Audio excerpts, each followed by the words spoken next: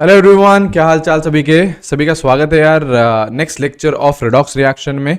और इस particular video में हम लोग मेनली गैल्वेनिक सेल के बारे में पढ़ने वाले हैं ना। बहुत इंपॉर्टेंट रहेगा ये वीडियो और बहुत सारी चीज़ें यार आप लोगों को सीखने के मिलेंगी। देखो यार, इस पर्टिकुलर वीडियो में जो हम लोग पढ़ने वाले हैं वो हम लोग 12th का जब एक चैप्टर पढ़ते हैं इलेक्ट्रोकेमिस्ट्री, तब भी यार हम लोग पढ़ते हैं, है ना। तो ये जो चीज़ आज हम पढ़ने वाले हैं ये 2 बार आती है, ठीक है। लेकिन आप लोग आज ही अच्छे से उसे समझ लीजिए, हालांकि वो वापस रिपीट किया जाएगा जब मैं इलेक्ट्रोकेमिस्ट्री आप लोगों को पढ़ाऊंगा, ठीक है। तो अच्छे से आप लोग सीखते हुए चलिए, बहुत शानदार तरीके से आप लोगों को सारी चीजें समझ में आ जाएंगी, ठीक है। तो चलो यार लेक्चर 4 स्टार्ट करते हैं। प्रीवियस लेक्चर में यार हम लोगों ने टाइट्रेशन पढ़ा था, है ना। और टाइट्रेशन में मैंने बोला था कि यार मेन टाइट्रेशन मैंने आपको सब पढ़ा दिए थे। एसिड बेस बता दिया था, KMnO4 का बता दिया था, उसमें इंडिकेटर्स की बात कर ली थी। सेल्फ इंडिकेटर रहता है खैर KMnO4 तो, और K2CR2O7 भी हमने उन्हें अच्छे से पढ़ लिया था। एक छोटा सा यार टाइट्रेशन बचा था जिसे हम आयोडीन के साथ बोलते हैं ना, आयोडीन टाइट्रेशन, ठीक है।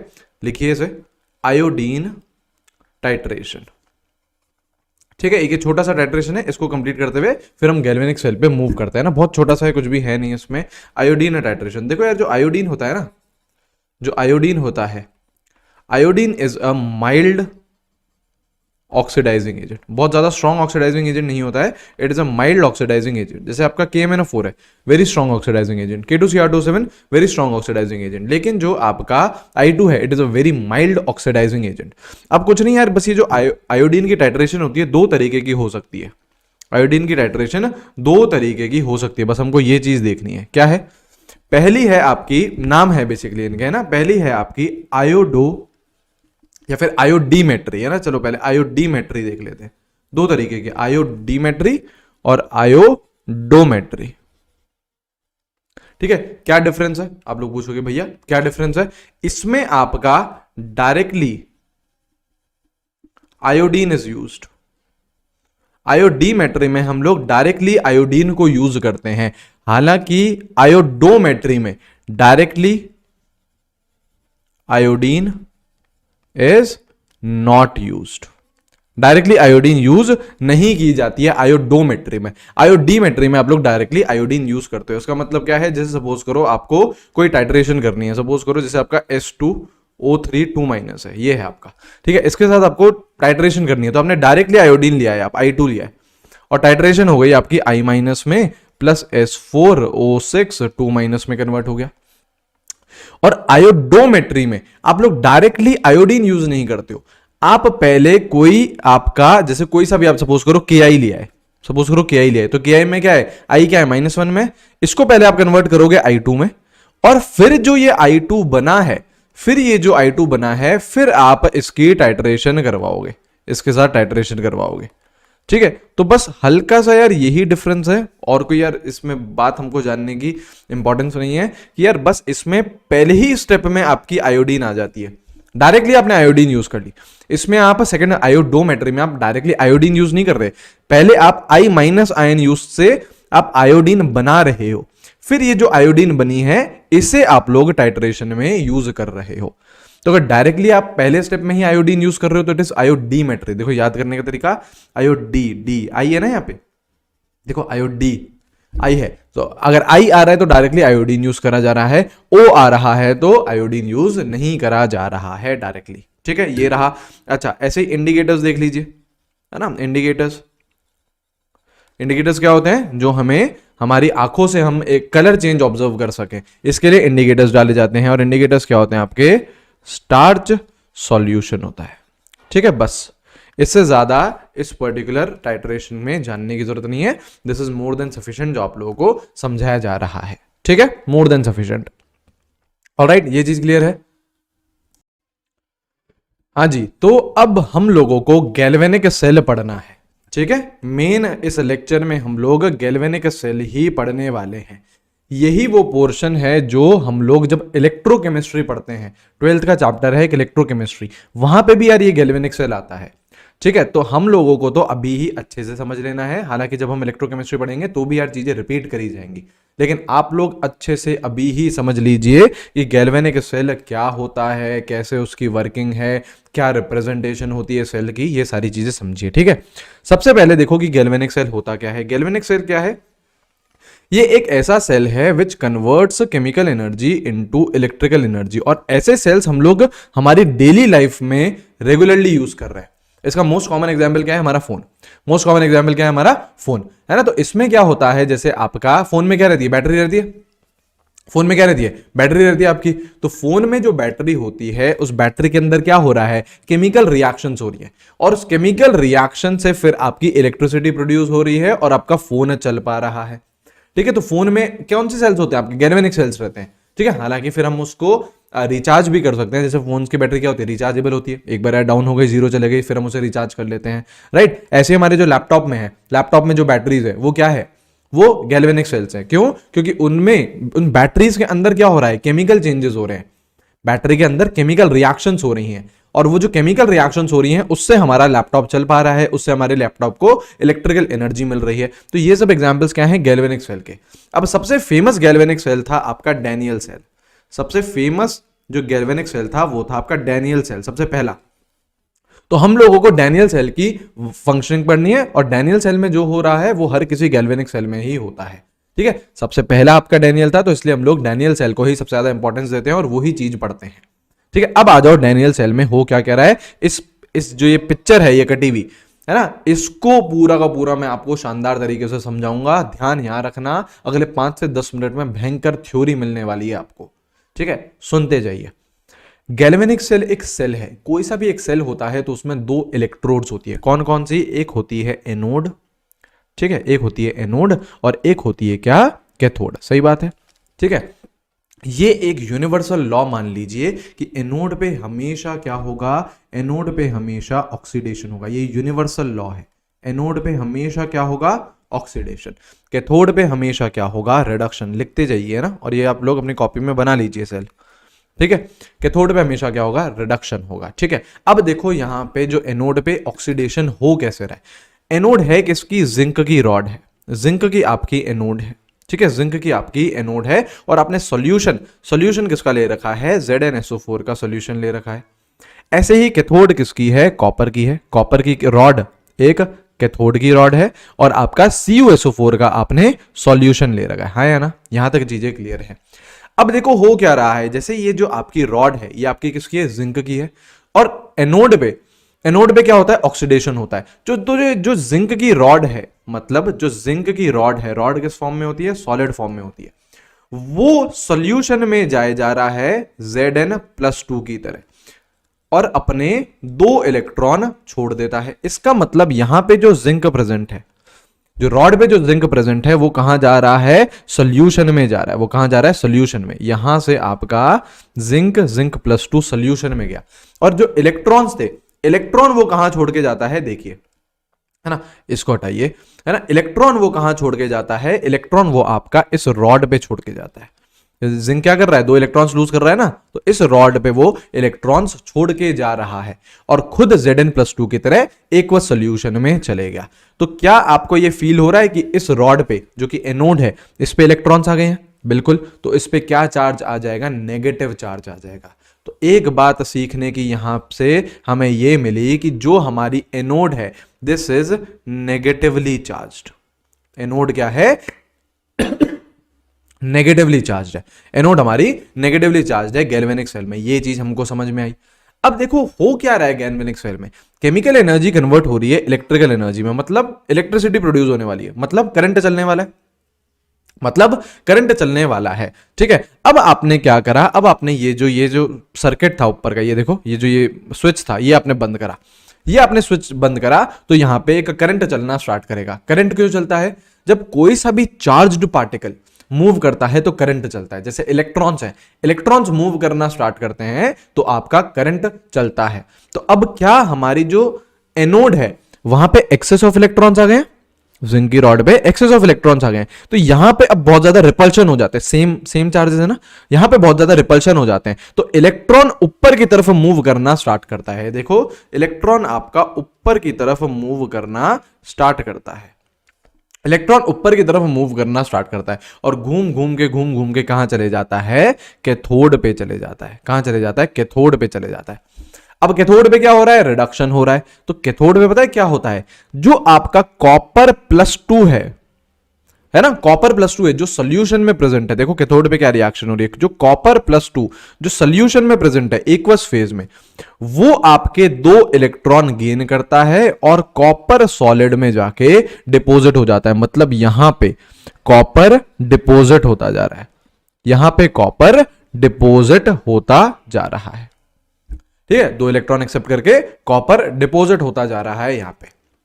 चलो ये बात हम लोगों को समझ में आ गई, हमको यार रिडक्शन की रिएक्शन आ गई, हमें ऑक्सीडेशन की रिएक्शन आ गई, हमें ये भी पता चल गया कि यार इलेक्ट्रॉन मूव कर रहा है।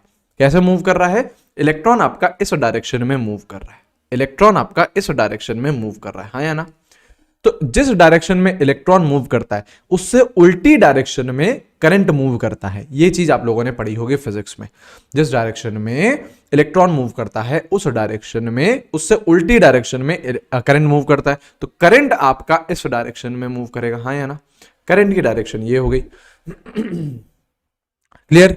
सही बात है। तो मतलब अगर इलेक्ट्रॉन की डायरेक्शन में बोलूं तो कहां से कहां है? Anode to cathode. इलेक्ट्रॉन की डायरेक्शन क्या है आपकी? Anode to cathode.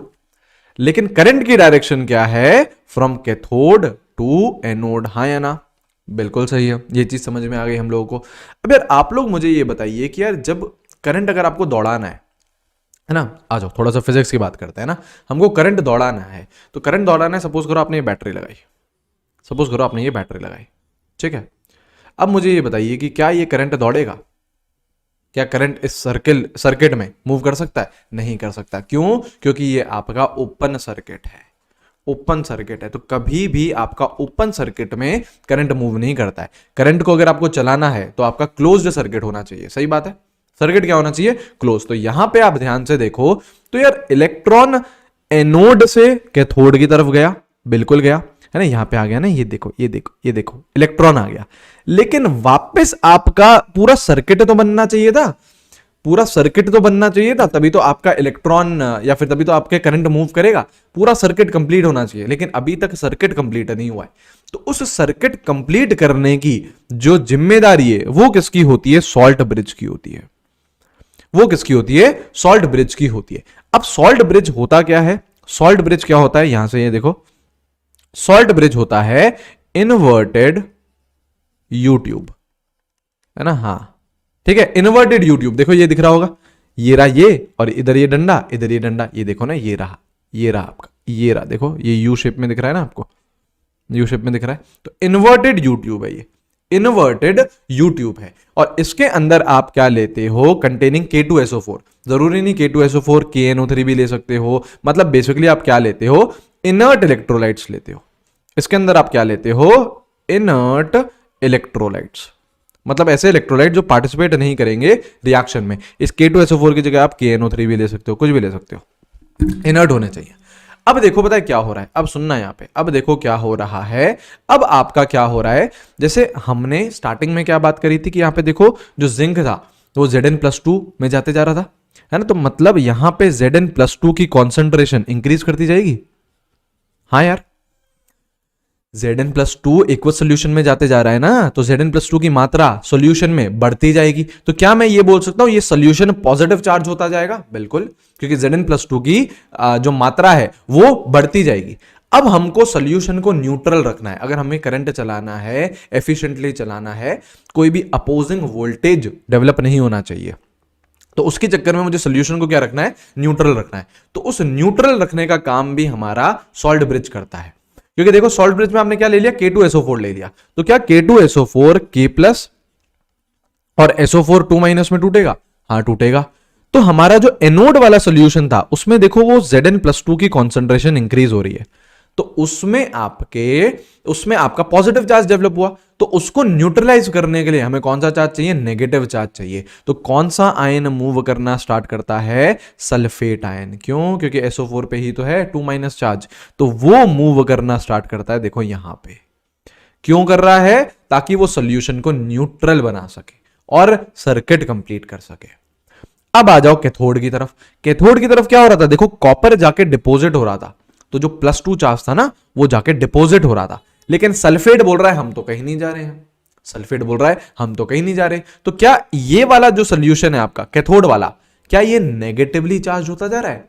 हाँ, क्योंकि सल्फेट तो एज इट इज प्रेजेंट है और कॉपर +2 जाए जा रहा है सोल्यूशन से बाहर, तो नेगेटिव चार्ज तो एज इट इज प्रेजेंट हुआ, पॉजिटिव चार्ज जाए जा रहा है, तो negative charge as it is present है, तो सोल्यूशन क्या बन रहा है, नेगेटिव चार्ज। अब उसको बैलेंस करने के लिए कौन मूव करता है, के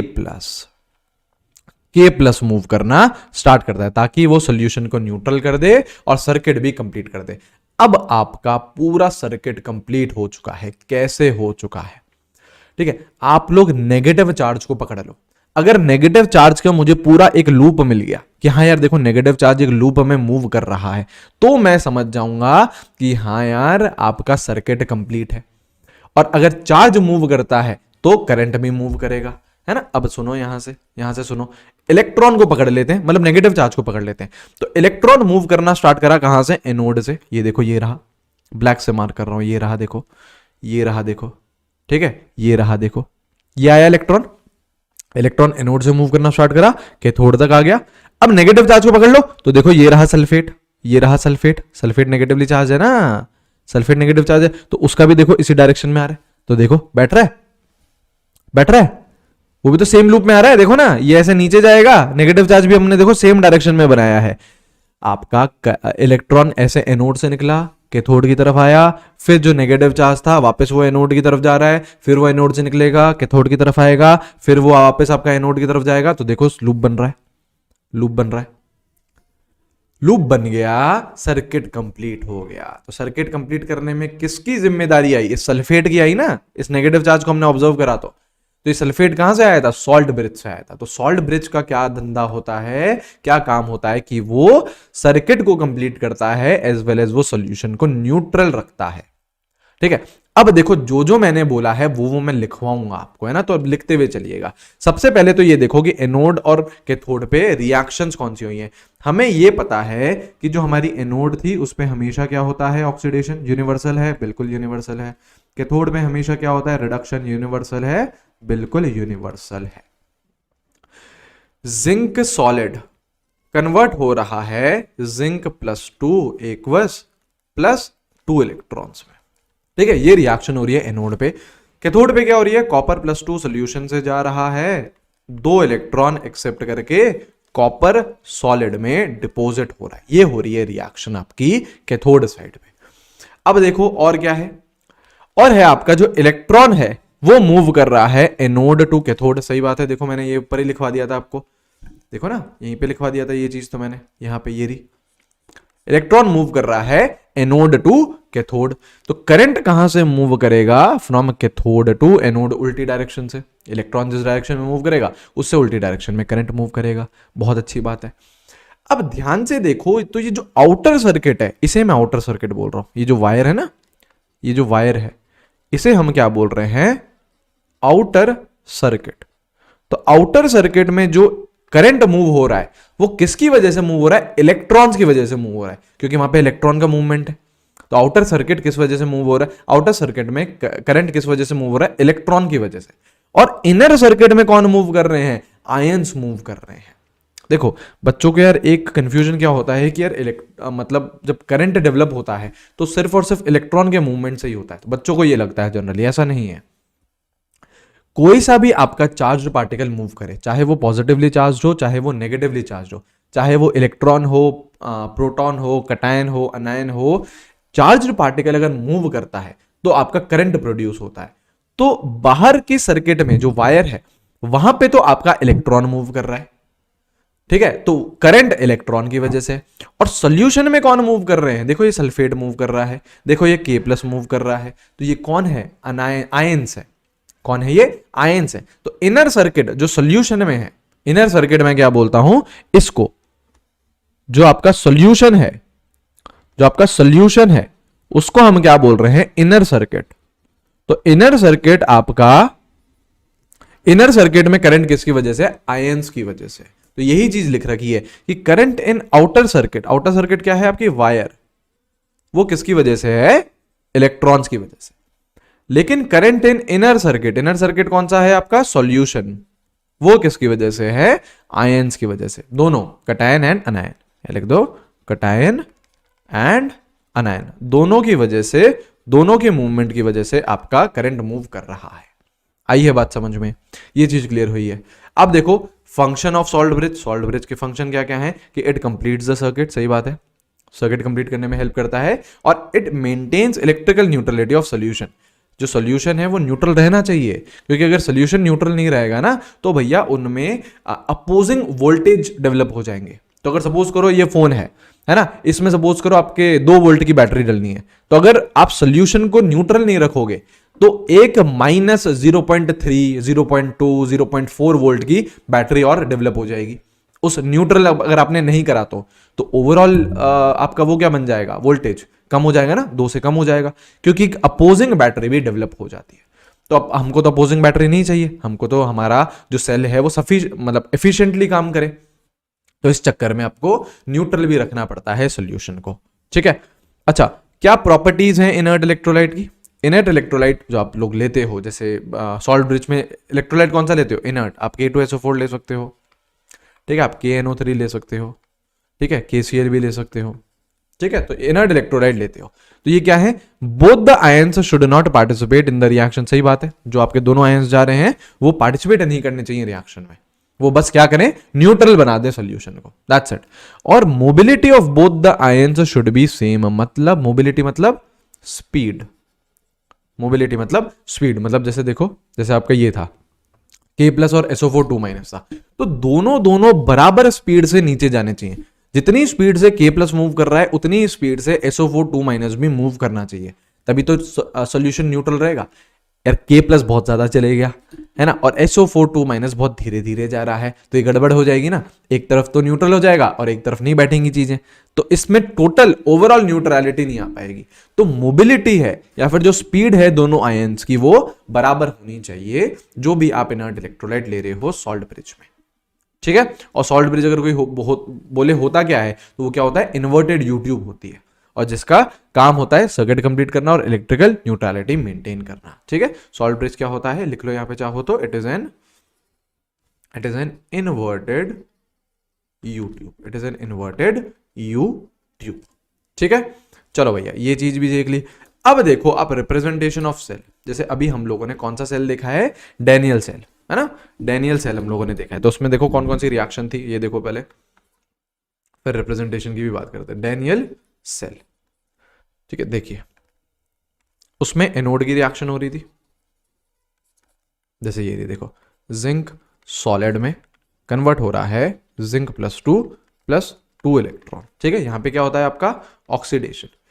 अगर आप लोगों को ध्यान हो फर्स्ट लेक्चर रिडॉक्स रिएक्शन का, उसमें मैंने एकदम स्टार्टिंग में एक बात बोली थी कि यार आपको एक रिएक्शन में ऑक्सीडेशन और रिडक्शन दोनों साथ साथ मिलेगा। आपको एक रिएक्शन में ऑक्सीडेशन और रिडक्शन दोनों साथ साथ मिलेगा। अगर एक ऑक्सीडेशन हो रहा है तो रिडक्शन ऑब्वियसली होगा ही होगा। लेकिन अगर ऐसी कोई रिएक्शन मिल रही है जिसमें सिर्फ ऑक्सीडेशन हो रहा है, जैसे देखो ये वाली जो रिएक्शन है, इसमें सिर्फ और सिर्फ ऑक्सीडेशन हो रहा है, देखो सिर्फ जिंक किस में जा रहा है, जिंक +2 में जा रहा है, ऑक्सीडेशन नंबर इंक्रीज कर रहा है 0 से +2, तो सिर्फ और सिर्फ ऑक्सीडेशन हो रहा है। तो अगर सिर्फ और सिर्फ ऑक्सीडेशन हो रहा हो, या फिर जैसे सेकंड रिएक्शन में देखूं तो कॉपर +2 से कहां जा रहा है, कॉपर सॉलिड, यहां पे क्या हो रहा है, सिर्फ और सिर्फ रिडक्शन हो रहा है। तो ऐसी रिएक्शन जिसमें सिर्फ और सिर्फ ऑक्सीडेशन हो रहा हो या सिर्फ और सिर्फ रिडक्शन हो रहा हो, तो ऐसी रिएक्शन को हम क्या बोलते हैं, हाफ रिएक्शंस। तो अगर अब जैसे मान लो इसमें सिर्फ ऑक्सीडेशन हो रहा है, तो इसको हम क्या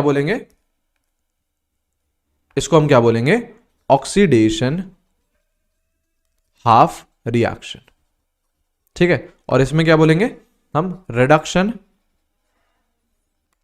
हाफ रिएक्शन। और अगर मुझे ओवरऑल रिएक्शन लिखनी है, तो ओवरऑल रिएक्शन में अगर एक का ऑक्सीडेशन हो रहा है तो एक का रिडक्शन होना पक्का है ना। ऑक्सीडेशन और रिडक्शन दोनों अगर मिलेंगे तो साथ साथ मिलेंगे ओवरऑल रिएक्शन में, नहीं तो नहीं मिलेंगे। एक पॉइंट ये हो गया। और एक पॉइंट ये है कि ओवरऑल रिएक्शन में कभी भी इलेक्ट्रॉन्स नहीं मिलेंगे, तो आप क्या करो, एनोड और कैथोड की रिएक्शन को ऐड कर दीजिए। ऐड इस तरीके से करना है कि इलेक्ट्रॉन्स कैंसिल हो जाए, इसमें सीधा सीधा आप ऐड करोगे तो यहाँ पे देखो, यहाँ पे 2 इलेक्ट्रॉन रिएक्टेंट साइड, यहाँ पे 2 इलेक्ट्रॉन प्रोडक्ट साइड, दोनों क्या हो जाएंगे, कैंसिल हो जाएंगे। तो जब ऐड करोगे रिएक्शन को तो क्या होएगा आपका, देखो zinc solid plus copper plus 2 aqueous is giving you zinc plus 2 aqueous और कॉपर सॉलिड। तो ये हो गई आपकी ओवरऑल रिएक्शन। अब देखो यार, हमको कॉपी पेन पे एक सेल को रिप्रेजेंट करना आना चाहिए। हम लोग हमेशा ये पूरी लंबी चौड़ी रिएक्शन थोड़ी ना लिखेंगे, नहीं यार, हमको एक रिप्रेजेंटेशन आना चाहिए किसी भी इक्वेशन का, किसी भी रिएक्शन का, किसी भी सेल का, ठीक है। जैसे देखो यहां पे ये प्रोसेस क्या है, ऑक्सीडेशन, सुनना है ना, ये प्रोसेस क्या है, ऑक्सीडेशन। ऑक्सीडेशन कहां हो रहा है, एनोड पे हो रहा है, ठीक है। और ये प्रोसेस क्या है आपका, ये प्रोसेस क्या है, रिडक्शन, क्योंकि देखो +2 से 0 जा रहा है, और ये कहां हो रहा है, कैथोड पे, करेक्ट, ये कहां हो रहा है, कैथोड पे। तो आपको जो रिप्रेजेंटेशन लिखना है वो देखो, रिप्रेजेंटेशन आप लोग कैसे लिखोगे, कौन से पेन से लिखे रिप्रेजेंटेशन, चलो ये से देखो, ये लिखेगा रिप्रेजेंटेशन। आपको जो लिखना है वो आप कैसे लिखोगे, पहले लिखोगे आप एनोड, स्पेलिंग सही से लिखते हैं, ठीक है, या फिर चलो व्हाइट से ही लिखते हैं ना, आप लोगों की क्लियरिटी ज्यादा होनी चाहिए। देखो पहले आप हमेशा क्या लिखोगे, रिप्रेजेंटेशन ऑफ गैल्वेनिक सेल में बता रहा हूं, सबसे पहले आप क्या लिखोगे, एनोड की रिएक्शन लिखोगे, फिर 2 डंडे लगाओगे, ये 2 डंडे किसके लिए होते हैं, सॉल्ट ब्रिज के लिए, फिर आप कैथोड की रिएक्शन लिखोगे, ये जनरल फॉर्मूला है। ये 2 डंडे किसके लिए हैं, सॉल्ट ब्रिज के लिए, ये 2 डंडे किसके लिए हैं, सॉल्ट ब्रिज के लिए। अब एनोड पे रिएक्शन क्या हो रही है, Zn सॉलिड Zn +2 में मूव कर रहा है, मतलब Zn है ना, Zn सॉलिड लिख लो, मूव कर रहा है Zn +2 में। इलेक्ट्रॉन्स दिखाने की जरूरत नहीं है, बस इतना से लिखोगे हो जाएगा काम, इतना से लिखोगे हो जाएगा काम, ठीक है। अब 2 डंडे खींच दो सॉल्ट ब्रिज के लिए, इलेक्ट्रॉन्स दिखाने की जरूरत नहीं होती है। अब रिडक्शन की कौन सी रिएक्शन है, कैथोड की कौन सी रिएक्शन है, कॉपर +2, कॉपर सॉलिड में जा रहा है, तो पहले रिएक्टेंट कॉपर +2 रिएक्टेंट है ना, ये किस में जा रहा है, एक डंडा कॉपर सॉलिड में, तो ये हो गया उसका रिप्रेजेंटेशन। देखो ये है एनोड की, ठीक है, इसमें भी पहले क्या, रिएक्टेंट, फिर क्या, प्रोडक्ट।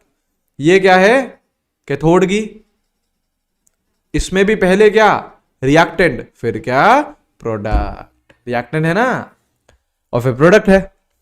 आई बात समझ में, तो इस तरीके से रिप्रेजेंटेशन करते हो आप कोई से भी सेल का, ठीक है। वापस ये जो रिप्रेजेंटेशन है बहुत डिटेल में इलेक्ट्रोकेमिस्ट्री में वापस आएगा, है ना, तो घबराने की बिल्कुल भी बात नहीं है, सारी चीज हम लोग वापस से इलेक्ट्रोकेमिस्ट्री में जरूर देखेंगे, ठीक है। अब देखो, अब आ जाओ आप लोग इलेक्ट्रोड पोटेंशियल पे, सुनिएगा, है ना, इलेक्ट्रोड पोटेंशियल। देखो क्या होता है, जैसे आपकी एनोड है, इसका भी एक पोटेंशियल होता है, जैसे आपकी कैथोड है, इसका भी एक पोटेंशियल होता है। देखिए यहाँ पे, जैसे देखो, जैसे देखो ये थी आपकी, कहाँ गए, हाँ, यहाँ पे देखो ये एनोड है, तो इस एनोड का भी एक पोटेंशियल होगा, कुछ ना कुछ यहाँ पे वोल्टेज डेवलप होगा। कैथोड है, इसका भी कुछ ना कुछ वोल्टेज डेवलप होगा। कैथोड और एनोड का वोल्टेज को मिला के हम हमारे सेल का वोल्टेज बोलते हैं। जैसे देखो ना यार, इस पे क्या है, इसमें कोई सा भी एक सेल है, इस फोन में कोई सा भी एक बैटरी है, तो उसकी क्या है, वोल्टेज है, उसकी कुछ ना कुछ क्या है, वोल्टेज है। तो वो वोल्टेज कैसे आया है, वो वोल्टेज बेसिकली आया है पोटेंशियल से, इलेक्ट्रोड पोटेंशियल से, जिसमें इस फोन में जो बैटरी है उसमें इलेक्ट्रोड्स होंगी, कौन कौन सी, एक एनोड रहेगी, एक कैथोड रहेगी। तो हर किसी इलेक्ट्रोड का पोटेंशियल होता है, और उन दोनों के पोटेंशियल को मिला के आप सेल की वोल्टेज या फिर सेल की बैटरी कितनी है, कितने वोल्टेज का है ना, ये आप डिटरमाइन करते हो। तो इलेक्ट्रोड पोटेंशियल कैसे निकलता है, कैसे आपका पोटेंशियल डेवलप होता है। देखो क्या हो रहा था, जैसे अगर हम डेनियल सेल की ही बात करें तो देखो क्या हो रहा था इसमें, ये आपने जिंक की रॉड ले ली थी, ये आपने जिंक की रॉड ले ली थी, तो क्या हो रहा था, जिंक की रॉड ये आपने सॉल्यूशन में डाल दिया था, या आपने सॉल्यूशन में डाल दिया था कुछ, ठीक है।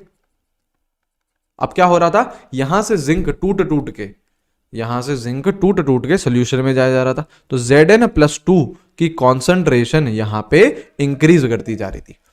सॉल्यूशन में Zn+2 की कॉन्सेंट्रेशन इंक्रीज करती जा रही थी, और यहां पे क्या आता जा रहा था, आपका नेगेटिव चार्ज, यही तो हो रहा था। तो देखो होता क्या है, देखो होता क्या है, आपका यहां पे क्या हो गया, Zn+2 की कॉन्सेंट्रेशन बहुत ज्यादा बढ़ गई। ठीक है, तो ये वाला सोल्यूशन आपका क्या हो गया, ये वाला सोल्यूशन क्या हो गया, आपका पॉजिटिव चार्ज। और आपकी जो रॉड है, इस पे कौन सा चार्ज है, इस पे आपका नेगेटिव चार्ज है। तो एक पे नेगेटिव चार्ज, एक पे पॉजिटिव चार्ज, एक पे नेगेटिव चार्ज, एक पे पॉजिटिव चार्ज। तो इन दोनों अपोजिट चार्जेस की वजह से एक इलेक्ट्रोड पोटेंशियल डेवलप होता है, इलेक्ट्रोड पोटेंशियल डेवलप होता है। इन अपोजिट चार्जेस की वजह से एक इलेक्ट्रोड पोटेंशियल डेवलप होता है।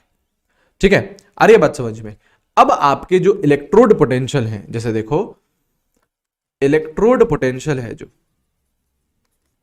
इलेक्ट्रोड पोटेंशियल है, वो भैया दो तरीके के हो सकते हैं, वो भैया दो तरीके के हो सकते हैं। कौन कौन से, एक हो सकता है आपका ऑक्सीडेशन पोटेंशियल, एक हो सकता है ऑक्सीडेशन पोटेंशियल, एक हो सकता है आपका रिडक्शन पोटेंशियल। सही बात है ना यार, देखो दो तरीके की आपकी इलेक्ट्रोड्स हो सकती है। कौन कौन सी, एक पे ऑक्सीडेशन होगा, एक पे रिडक्शन होगा, एक एनोड होगी, एक कैथोड होगी। सही है, तो ऐसे ही इलेक्ट्रोड पोटेंशियल भी दो तरीके के हो सकते हैं, ऑक्सीडेशन पोटेंशियल या फिर रिडक्शन पोटेंशियल। रिप्रेजेंट किससे करते हैं हम इलेक्ट्रोड पोटेंशियल को, ई से। तो देखो अगर ये लिखा हुआ है ई Zn से Zn+2, तो क्या देखो यहाँ पे ऑक्सीडेशन दिखाया मैंने, ऑक्सीडेशन दिखाया कि हाँ, जीरो से कहां जा रहा है, +2 जा रहा है, जीरो से कहां जा रहा है, +2 जा रहा है। तो मैंने क्या दिखाया है, आपका ऑक्सीडेशन दिखाया है। तो ये कौन सा पोटेंशियल हो गया, ऑक्सीडेशन पोटेंशियल हो गया। और अगर मेरे को रिडक्शन पोटेंशियल दिखाना है, तो रिडक्शन पोटेंशियल कैसे दिखाऊंगा, ई Zn+2 से Zn, ये दिखा दो, रिडक्शन दिखा दो, तो वो आपका रिडक्शन पोटेंशियल हो जाएगा। आई है बात समझ में, ये चीज क्लियर हुई है। ठीक है, अब देखो ऐसे ही एक और आपका पोटेंशियल रहता है, जैसे स्टैंडर्ड, जैसे इलेक्ट्रोड पोटेंशियल है ना, वैसे ही स्टैंडर्ड इलेक्ट्रोड पोटेंशियल। देखो स्टैंडर्ड जहां पे भी वर्ड आ जाता है ना, तो यार वहां पे कुछ कंडीशंस फिक्स हो जाती हैं, वहां पे कुछ कंडीशंस फिक्स हो जाती हैं। जैसे आपका टेम्परेचर फिक्स हो जाएगा, जैसे आपकी कॉन्सेंट्रेशन फिक्स हो जाएगी। तो अगर जैसे जो इलेक्ट्रोड पोटेंशियल है, सुनो यार यहाँ पे, है ना, ये सारी बातें वापस से आपको इलेक्ट्रोकेमिस्ट्री में और डिटेल में जब हम लोग नर्स्ट इक्वेशन और ये सब पढ़ते हैं तब पढ़ाते हैं वापस आपको। तो देखो क्या होता है, जो इलेक्ट्रोड पोटेंशियल है वो मेजरली दो फैक्टर्स पे डिपेंड करता है। एक तो यार आपका टेम्परेचर कितना है, और एक आपका कॉन्सेंट्रेशन कितनी है आयंस की। जैसे Zn+2 की कॉन्सेंट्रेशन कितनी है, कॉपर+2 की कॉन्सेंट्रेशन कितनी है। तो अगर स्टैंडर्ड इलेक्ट्रोड पोटेंशियल आपको मेजर करना है, तो इसमें टेम्परेचर फिक्स कर दीजिए आप, कितना कर दीजिए, 298 केल्विन कर दीजिए। ठीक है, और कॉन्सेंट्रेशन भी फिक्स कर दीजिए, कितनी, 1 मोलर। स्टैंडर्ड आते से ही यार मतलब कुछ चीजें फिक्स हो जाती है, स्टैंडर्ड आते से ही कुछ चीजें फिक्स हो जाती है, और वो फिक्स क्या है, टेम्परेचर और कॉन्सेंट्रेशन। यहां पे जैसे ये इलेक्ट्रोड पोटेंशियल है, ये नॉर्मल है, स्टैंडर्ड नहीं लिखा मैंने, है ना, स्टैंडर्ड नहीं लिखा है। ये एट एनी टेम्परेचर है एंड एट एनी कॉन्सेंट्रेशन, ये कोई से भी टेम्परेचर पे है, कोई से भी कॉन्सेंट्रेशन पे है। लेकिन अगर स्टैंडर्ड इलेक्ट्रोड पोटेंशियल की बात करो, तो उसका टेम्परेचर फिक्स्ड है 298 केल्विन, कॉन्सेंट्रेशन भी फिक्स्ड है 1 मोलर। इसको किससे रिप्रेजेंट करा जाता है, E0 से किया जाता है। इसको किससे जाता है, E0 से किया जाता है। तो अगर कहीं पे भी सपोज करो ये लिखा हुआ है E0 Zn से Zn+2, देखो E0 का मतलब क्या, स्टैंडर्ड, और क्या ये आपको ऑक्सीडेशन दिख रहा है, Zn से Zn+2 ऑक्सीडेशन दिख रहा है, तो ये क्या है, स्टैंडर्ड ऑक्सीडेशन पोटेंशियल, आया ना। ठीक है, और कहीं पे भी अगर ये लिखा है E0 Zn+2 से Zn, तो E0 है तो स्टैंडर्ड है, तो रिडक्शन दिख रहा है Zn+2 से Zn, तो ये स्टैंडर्ड रिडक्शन पोटेंशियल। ठीक है, तो ये तो हमने इलेक्ट्रोड पोटेंशियल की बात करी कि यार एक ऑक्सीडेशन पोटेंशियल रहेगा, एक रिडक्शन पोटेंशियल रहेगा। अगर कोई सा भी आपका सेल बनना है, तो सेल आपका दोनों चीजों से बनता है, उसमें यार ऑक्सीडेशन भी होता है, उसमें रिडक्शन भी होता है, उसमें एनोड भी होती है, उसमें कैथोड भी होती है। तो अगर आपको ई सेल निकालना है, मतलब इलेक्ट्रोड मतलब आपको पोटेंशियल निकालना है किसका, सेल का, तो किसके बराबर होगा, दोनों के एडिशन के बराबर, ई of anode plus E of cathode. अब ध्यान सुनना यार यहां पे, है ना, आप लोग अगर कोई बुक करोगे, कोई मॉड्यूल करोगे, उसे देखोगे, तो वहां पे आपको इसके 3 फॉर्मूले लिखे होते हैं। मैं आपको एक ही फॉर्मूला सिखाऊंगा, मैं आपको 3 फॉर्मूला नहीं सिखाऊंगा, क्योंकि भैया 3 फॉर्मूले सिखाऊंगा कंफ्यूजन इतना हो जाएगा कि बैंड बजा जाओगे अपनी, है ना, बिल्कुल बैंड बज जाएगी आपकी। मैं आपको एक ही फॉर्मूला सिखाऊंगा। क्या फॉर्मूला है, ई सेल निकालना है तो ई एनोड ऐड करनी है और ई कैथोड ऐड करनी है, मतलब हमेशा हमको क्या करना है, ऐड करना है। अब जो 2 और फॉर्मूलेज देखोगे ना, कहीं पे भी देखो तो उनके बीच में सब्ट्रैक्शन होगा। हमको सब्ट्रैक्शन नहीं आता, हमको क्या आता है, सिर्फ और सिर्फ एडिशन आता है। लेकिन ध्यान क्या रखना है, एनोड पे क्या होता है, बताओ जरा, एनोड पे क्या होता है, ऑक्सीडेशन। तो यहां पे क्या लेना है आपको, ऑक्सीडेशन पोटेंशियल लेना है, ठीक है। और कैथोड पे क्या होता है, कैथोड पे क्या होता है, रिडक्शन होता है। तो यहां पे हमें रिडक्शन पोटेंशियल लेना है, oxidation potential plus reduction potential, this is E cell, ठीक है, दिस इज ई सेल। अच्छा, अगर मतलब स्टैंडर्ड की बात करें तो ई नॉट सेल की अगर हम बात करें तो this is E not of anode plus E not of cathode, ठीक है। ई नॉट आ जाएगा, स्टैंडर्ड लेंगे हम सब लोग, ठीक है। यहां पे आप क्या लोगे, जैसे एनोड में हमेशा क्या होता है, ऑक्सीडेशन होता है, तो इसे स्टैंडर्ड की बात हो रही है तो हो जाएगा स्टैंडर्ड ऑक्सीडेशन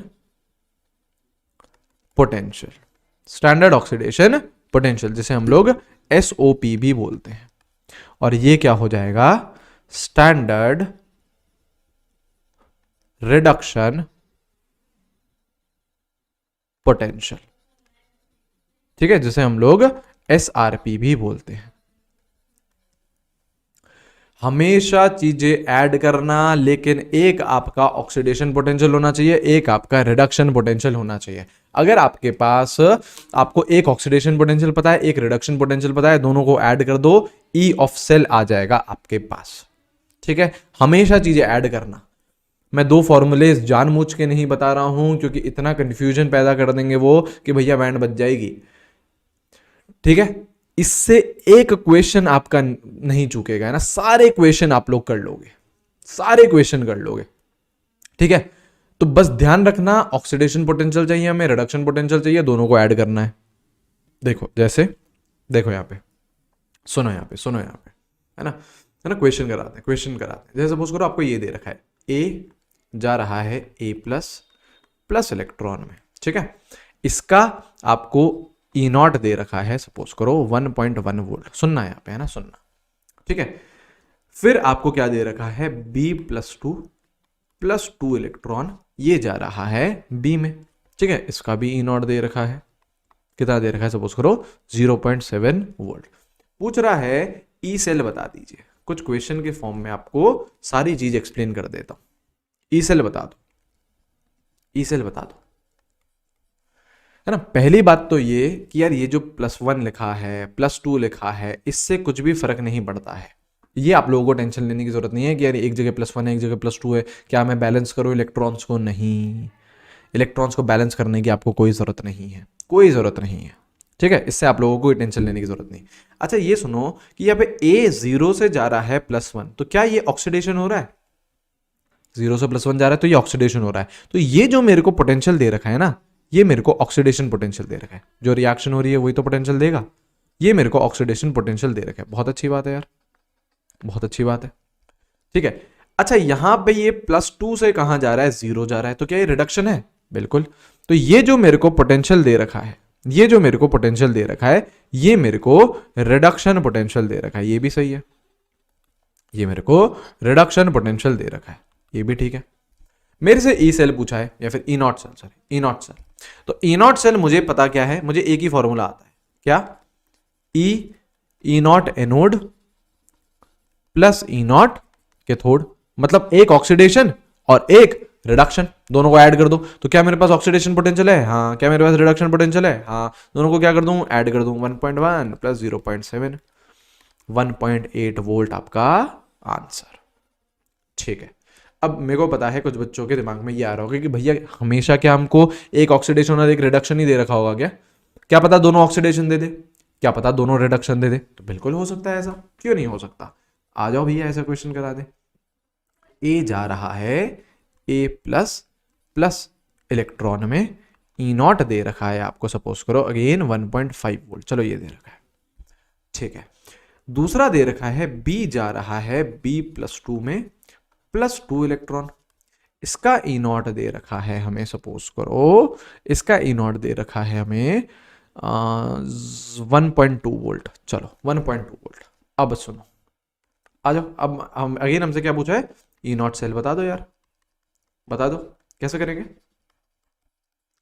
बहुत आसान है, हमें दोनों की वैल्यूज क्या करनी है, ऐड करनी है। पहले सुनो यार मेरी बात सुनो, ये रहा 0 से +1, 0 से +1 क्या जा रहा है, ऑक्सीडेशन हो रहा है, ऑक्सीडेशन हो रहा है ना, तो ये जो पोटेंशियल दे रखा है मुझे क्या दे रखा है, ऑक्सीडेशन पोटेंशियल दे रखा है, हाँ या ना, ये मेरे को ऑक्सीडेशन पोटेंशियल दे रखा है, बिल्कुल अच्छी बात है।